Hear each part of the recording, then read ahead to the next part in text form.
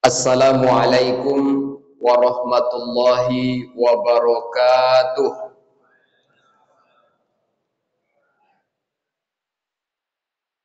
Alhamdulillahillazi ahyana ba'dama amatana wa ilaihin nusur. Wassalatu wassalamu ala sayyidina wa nabiyyina wa habibina wa syafi'ina wa zuhrina wa maulana Muhammad sallallahu alaihi wasallam. Bapak Ibu hadirin hadirat jemaah salat fardu subuh yang dimuliakan Allah. Bersyukur kita kepada Allah pada hari yang mulia ini kita diizinkan Allah untuk menjadi tamunya. Setelah mata kita terbuka, kita dapat menuju tempat yang paling mulia di muka bumi, yakni Masjid Allah. Man shallal fajra fi jama'atin, siapa yang salat subuh berjamaah, faka'annama shallal lail kulluh, maka seperti orang yang sholat sepanjang malam. Mungkin kita bersama tak sanggup tegak berdiri selama 12 jam. Mulai dari ba'da maghrib sampai subuh ini tak sanggup kita sholat malam selama itu. Maha adil Allah, maha penyayang Allah dengan sifat Rahman Rahimnya, diberikan sebuah ibadah yang mana nilainya seperti orang yang sholat sepanjang malam. Mana ibadah itu? Alhamdulillah sudah kita kerjakan tadi secara berjamaah, yaitu sholat subuh. Untung-untung tadi alhamdulillah cepat kita bangun. Menjelang selesai azan subuh, kita sudah di masjid. Belum iqamah, kita dapat pula melaksanakan sholat sunnah qobliyah subuh. Nama lainnya sholat sunnah fajar. Raka'atul fajri khairun minad dunya wa ma fiha. 2 rakaat yang kita tunaikan karena Allah di waktu sebelum subuh, sholat sunnah qobliyah subuh, itu nilainya lebih baik dibandingkan dunia dan segala isinya. Selepas kita melaksanakan sholat subuh, alhamdulillah lapang hati kita. Mau pula duduk kita sejenak di rumah Allah ini. Walaupun barangkali mata sudah mengantuk, aktivitas mungkin sudah menunggu, tapi karena iman dan dorongan keimanan itu membuat kita duduk sejenak di dalam majelis ini. Siapa man shallal fajro fi jama'atin, siapa yang sholat subuh berjamaah, kemudian dia yazkurullah, berzikir kepada Allah, hatta tatlu'us syams, sampai terbit matahari, dia tak keluar dari masjid. Falahu ajru hajjatin wa umroh tammah. Dia mendapatkan pahala haji dan umroh sempurna. Begitulah sayangnya Allah kepada kita. Tak semua kita umat Islam ni yang sanggup pergi haji, pergi umroh. Karena haji dan umroh itu butuh badan yang sehat, butuh ekonomi yang kuat. Badan sehat jangankan 7 kali keliling Ka'bah, 70 kali kita sanggup berkeliling di Ka'bah itu, Pak. Cuma angko-angko kanai, tak bisa juga kita berangkat. Duit banyak, cuma jangankan mengelilingi Ka'bah, keluar dari pintu rumah kita pun tak bisa. Badan tak sehat, tak bisa juga kita melaksanakan haji dan umroh. Tapi Bapak Ibu jangan kecewa, jangan berkecil hati. Allah sediakan setiap pagi yang mana pahalanya sama seperti haji dan umroh, sempurna. Apa nama solatnya? solat sunnah Isra. Maka Bapak Ibu yang tadi dapat solat subuh berjamaah, tidak keluar dari masjid sampai terbit nanti matahari, waktu Isra masuk, jangan langsung pulang, sisa-sisakanlah sedikit waktu kita untuk solat sunnah. Yang baca lafaz niatnya, usolli sunatal Isra raka'ataini lillahi ta'ala. Yang tak pakai usolli, angkat takbir, Allahu Akbar, niat di hati solat sunnah Isra. Karena mahallun niyah fil qalbi, tempatnya niat itu di hati. Bapak-bapak, ibu-ibu, hadirin jemaah solat fardu subuh yang dimuliakan Allah. Pagi hari ini insya Allah kita akan membahas tentang qiyamul lail atau solat malam. Barangkali di antara kita apa yang dimaksud dengan solat malam itu? Secara umum solat yang dilakukan di malam hari. Para ulama menyebut wa'lam anna man shalla ba'da sholatil isya fahuwa qiyamul lail. Ketahuilah siapa orang yang solat setelah solat isya itu sudah disebut qiyamul lail, solat malam. Berarti solat yang kita kerjakan setelah solat isya, mulai dari solat sunnah ba'diyah isya, kemudian selepas itu kita tadi malam tarawih, lanjut dengan witir, lalu kita tidur, selepas tidur kita solat tahajud, ataupun solat-solat sunnah yang lainnya, maka itu termasuk daripada qiyamul lail. Jadi bedanya qiyamul lail dengan tahajud ini, setiap tahajud pasti qiyamul lail, tapi tidak setiap qiyamul lail solat malam itu tahajud. Karena qiyamul lail ini adalah solat malam secara umum. Dan salah satu solat malam yang istimewa di bulan Ramadan ini namanya solat tarawih, yang tak ada di luar Ramadan. Jadi saking rajinnya Bapak Ibu, nanti begitu masuk 1 Syawal, jangan dibuat pula sholat tarawih lagi, Bu. Itu yang bid'ah dolalah itu. Jangan mentang-mentang sudah kerajinan sholat tarawih selama 30 Ramadan, kita lanjutkan pula di bulan Syawal. Tapi sholat-sholat sunnah yang lainnya bisa kita kerjakan. Sebab sholat witir itu pun dianjurkan setiap malam. Cuma kebiasaan kita witir selalu identik digabung dengan tarawih.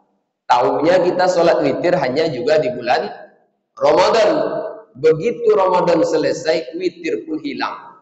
Yang ditinggalkan cuma sholat malamnya tarawih begitu masuk 1 Syawal nanti. Tapi witir dan sholat-sholat malam yang lainnya tetap kita kerjakan.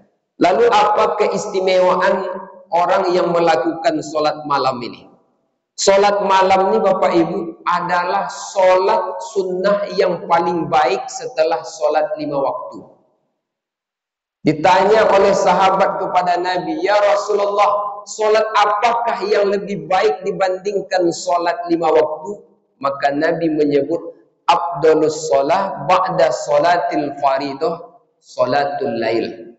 Sholat yang paling baik setelah sholat 5 waktu adalah sholat malam. Mana sholat malam yang tadi kita sebutkan? Maka sholat malam ini merupakan salah satu sholat sunnah terbaik di saat orang lain sibuk tidur, sibuk beristirahat. Di saat itu pula kita datang menyibukkan diri menghadap Allah. Yang kedua, sholat malam itu keutamaannya dibandingkan sholat di siang hari.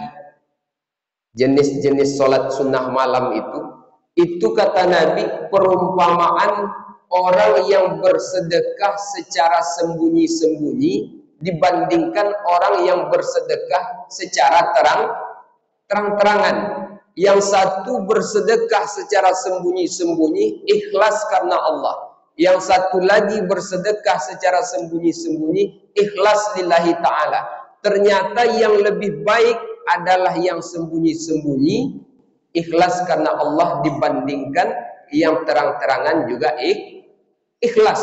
Begitulah perumpamaan orang yang mengerjakan sholat malam, seperti orang yang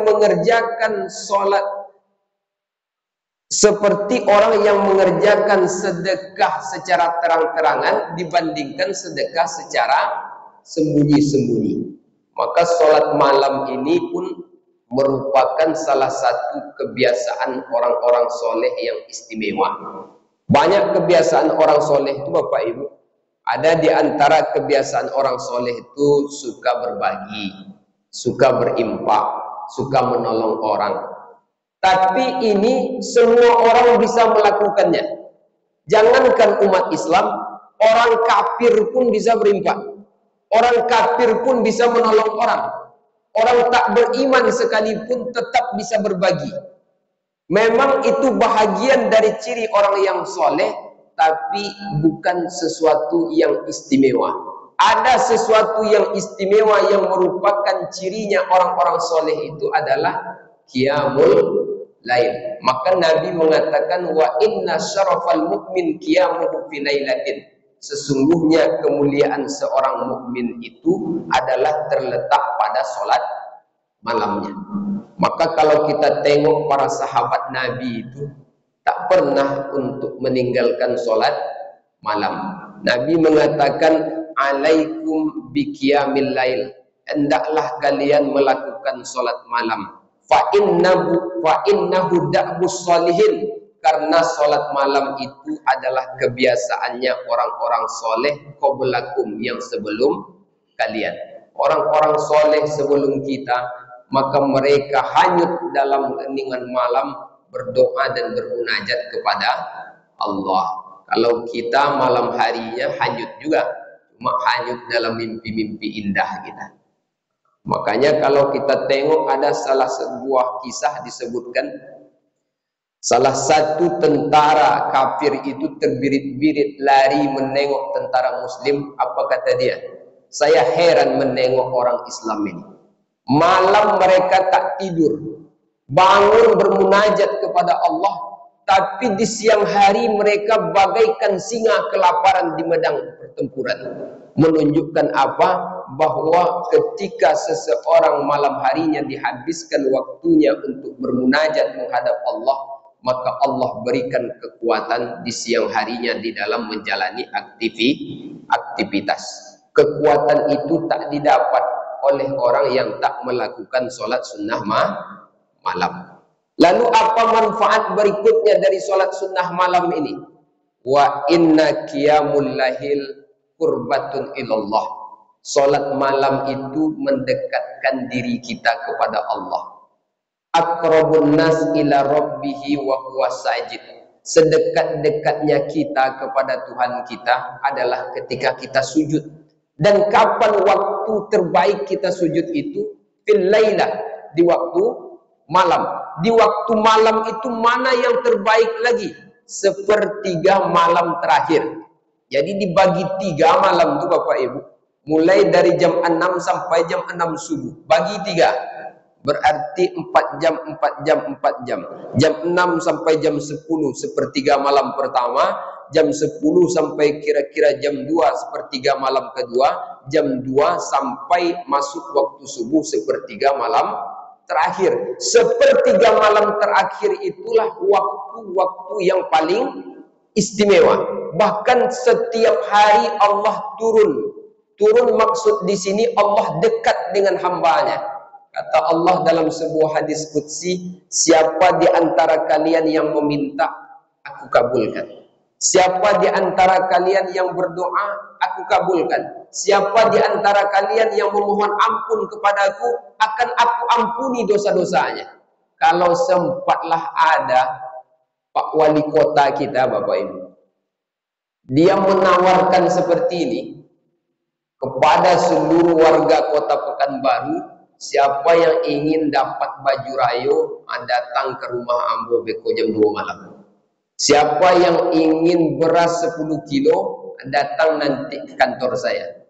Mungkin bukan jam 2 kita datang, Pak. Jam 12 lah sampai ya di situ. Ini yang menawarkan Allah. Kata Allah, siapa yang memohon meminta permintaan kepadaku, maka bangunlah dia malam akan kukabulkan. Siapa yang berdoa, aku kabulkan apa yang dia minta. Siapa yang memohon ampun, aku ampuni dosa-dosanya. Cuma kita terkadang tak percaya dengan apa yang ditawarkan Allah. Apa yang menyebabkan kita tak percaya? Karena hati kita sudah dipenuhi kecintaan terhadap dunia, sehingga pancaran panggilan-panggilan ilahi itu tak lagi terang di dalam hati kita. Tak nikmat kita lagi beribadah disebabkan gelapnya hati karena terlalu cinta dengan dunia. Kemudian yang berikutnya, waman hatu anil ismi. Solat sunnah malam itu menghalangi atau menjadi sebab gugurnya dosa-dosa. Dosa-dosa kita ini banyak, Bapak Ibu.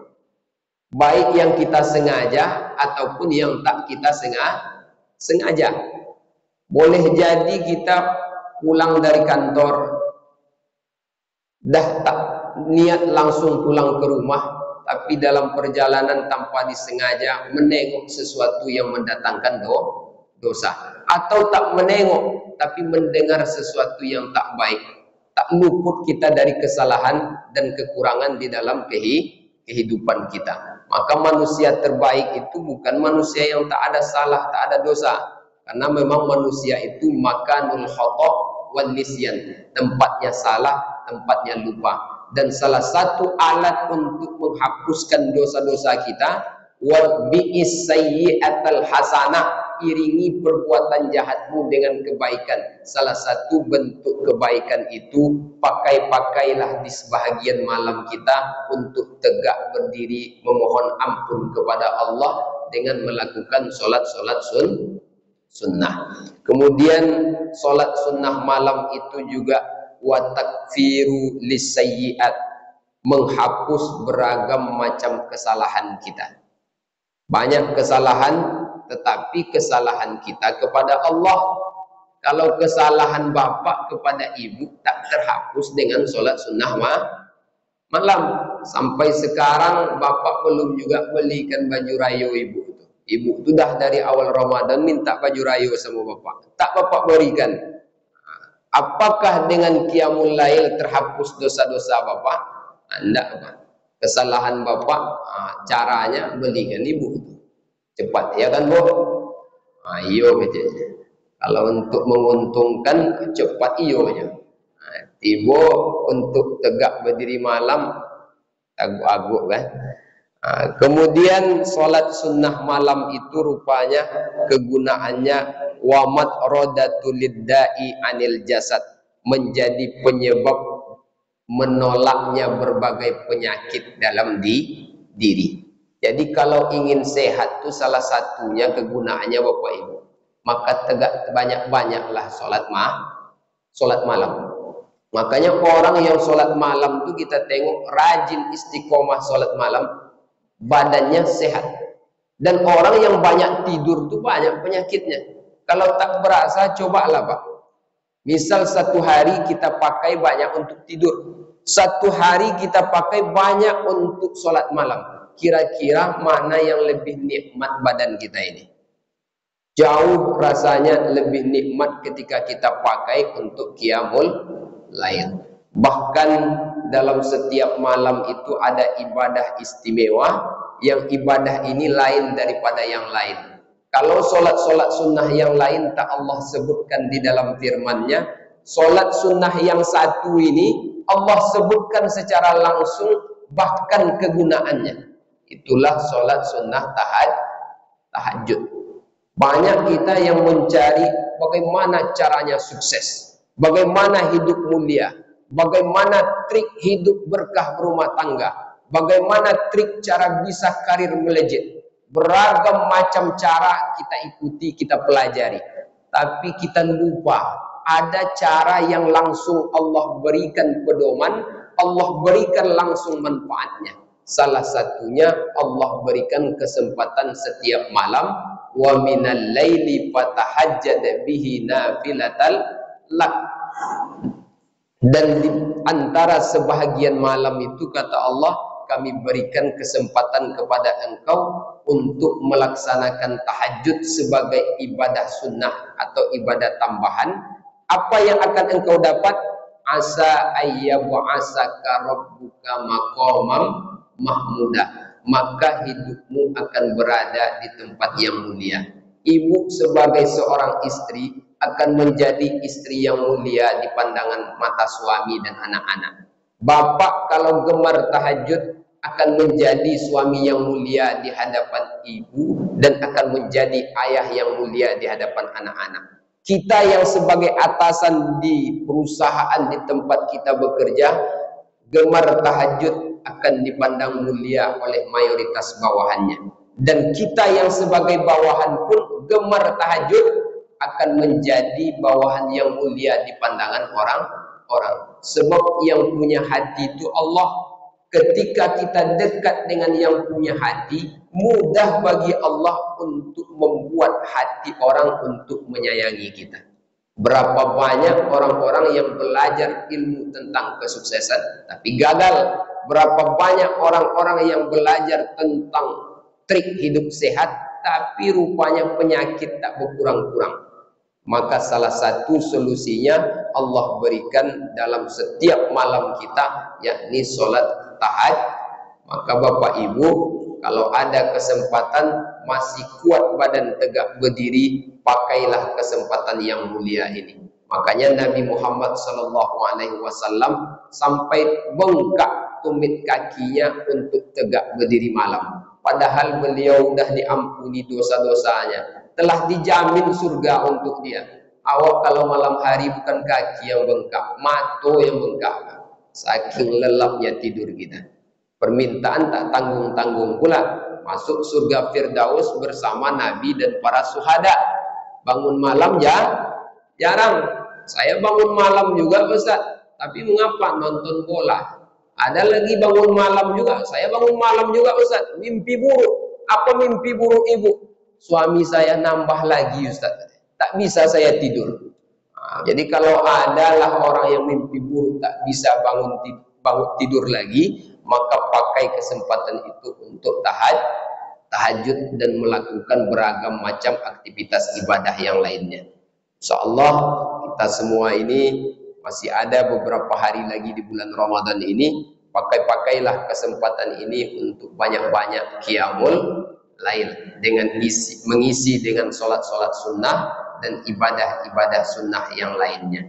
Apalagi barangkali di antara kita jarang yang melakukan beragam macam sholat sunnah. Salah satu sholat sunnah yang jarang mungkin kita lakukan sholat sunnah tasbih.